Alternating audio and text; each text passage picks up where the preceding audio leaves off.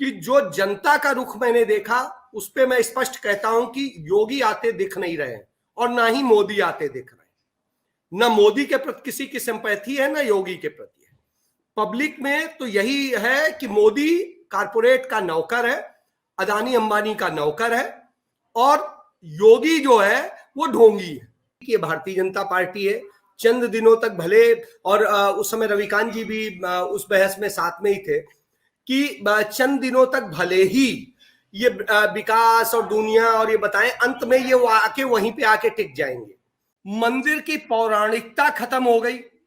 सिर्फ वो जो काशी विश्वनाथ वाला एक सिंपल सा वो रह गया।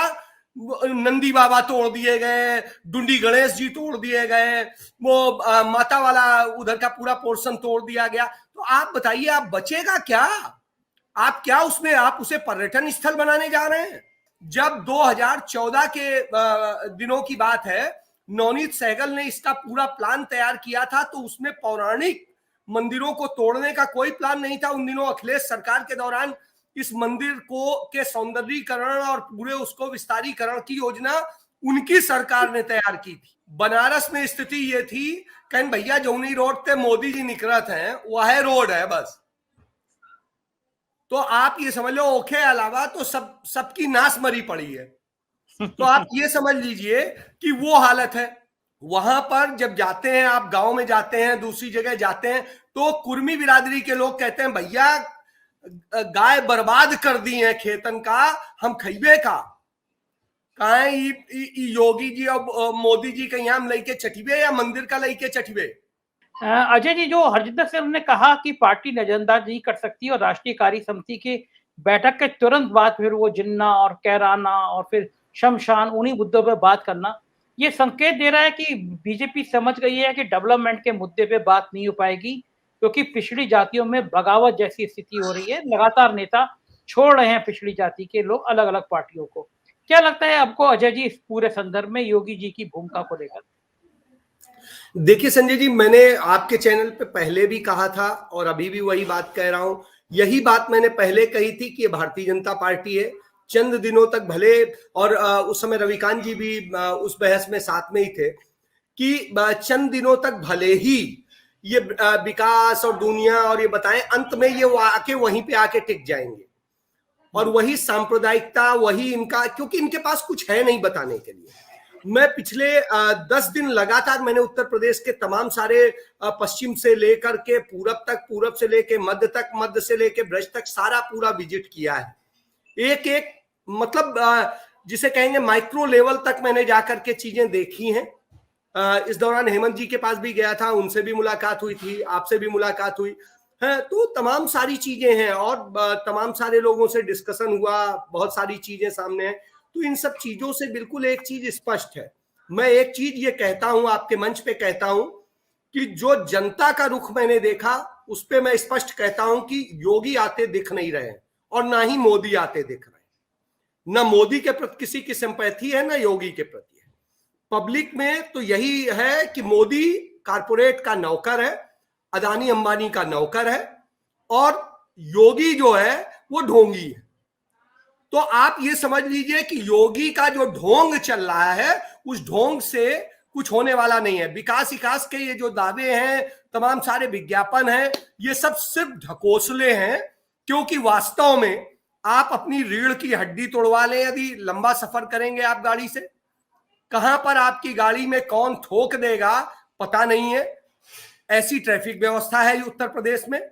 आप ये समझिए कि ना तो उसकी बात है, ये तो चलिए हम सब लोग सड़क पे चल रहे हैं उसकी बात हो गई। अंदर गांव में घुसिए, किसान से बात करिए। आप जो कुर्मी इनके साथ होता था, आदिकाल से होता था, हेमंत जी तो मुझे सिखाने वाले व्यक्ति हैं, मैंने इनसे लिखना सीखा है। तो आप एक चीज समझिए कि वहां पर जब जाते हैं, आप गांव में जाते हैं, दूसरी जगह जाते हैं, तो कुर्मी बिरादरी के लोग कहते हैं भैया गाय बर्बाद कर दी है खेतन का, हम खइबे का योगी जी और मोदी जी कहीं हम लेके चटिबे या मंदिर का लेके चटिबे। तो ना उन्हें मंदिर समझ में आ रहा है, ना मस्जिद समझ में आया। हालांकि इनको जो है वो समझाने की जो कोशिश कर रहे हैं, क्यों रोटी खाने की स्थिति नहीं हो रही, खेत के खेत बर्बाद कर दे रहे हैं ये जो पशु हैं। तो ये उन वोटर्स का कहना है जो मोदी के साथ और योगी के साथ रहे हैं। उसके बाद आइए आप, बनारस गया मैं, बनारस में स्थिति ये थी, कहीं भैया जौनी रोड पे मोदी जी निकलत हैं वह रोड है बस। तो आप ये समझ लो ओखे अलावा तो सबकी नाश मरी पड़ी है। तो आप ये समझ लीजिए कि वो हालत है। आप बाबा विश्वनाथ के दर्शन करने जाइए, मैं बेसिकली जाता हूं काशी विश्वनाथ के दर्शन करने जाता हूं, क्योंकि बचपन में जब फादर वहां पोस्टेड थे तब से मैं वहां दर्शन कर रहा हूं, हर साल करता हूं। तो वहां गया, मंदिर की पौराणिकता खत्म हो गई, सिर्फ वो जो काशी विश्वनाथ वाला एक सिंपल सा वो रह गया।